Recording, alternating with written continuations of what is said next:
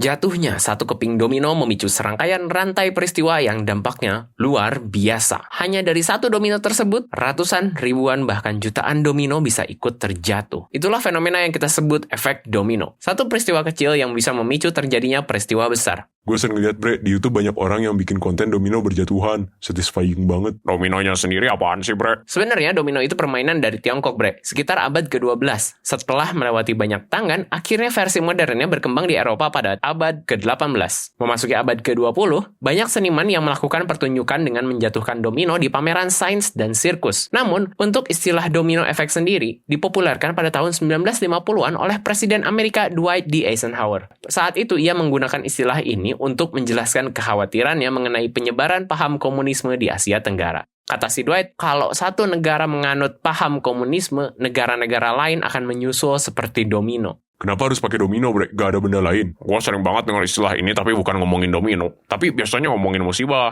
Domino effect secara definisi adalah fenomena di mana satu keping domino yang jatuh bisa menumbangkan keping-keping berikutnya. Namun, ada juga pengertian secara kiasan yang biasa dipakai di zaman sekarang. Istilah ini menggambarkan satu kejadian kecil dapat memicu serangkaian kejadian berikutnya yang konsekuensinya makin besar. Domino effect juga pernah diteliti oleh ilmuwan. Salah satunya ialah Lorne Whitehead pada tahun 1983. Ia berhasil membuktikan kalau satu domino kecil bisa menjatuhkan domino yang ukurannya 1,5 kali lebih besar. Artinya, lu bisa ngejatuhin domino segede manusia. Cuman dari domino segede kancing aja, bre. Hal ini menunjukkan kalau peristiwa sekecil apapun bisa memicu musibah yang besar apabila diteruskan secara konsisten. Gue pernah lihat bre, rekor dunia domino effect. Kalau gak salah namanya Wagers Domino Productions. Dia ngejatuhin domino sebanyak 4.490.863.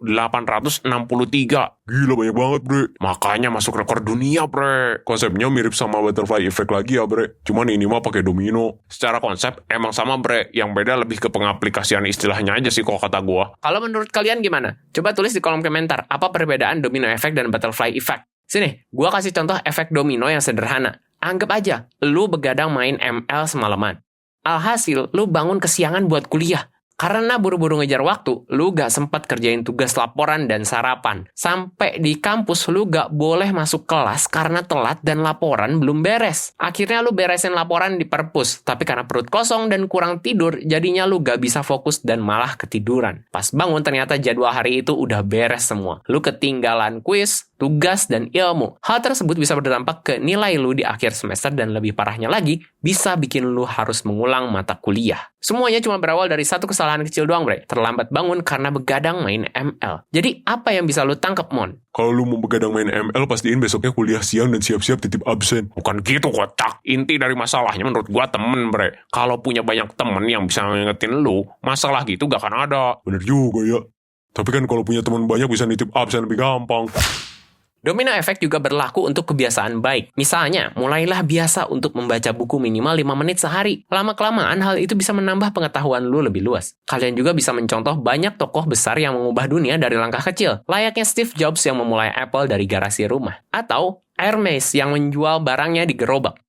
Semuanya dimulai dari keputusan kecil di masa lalu. Kalau kalian gimana? Hal baik atau buruk apa yang pernah kalian buat di masa lalu dan baru tahu dampaknya sekarang? Jangan lupa like, subscribe, follow, dan share ke teman-teman kalian yang belum tahu apa itu efek domino. Emang iya, Hermes dulu jualannya di gerobak.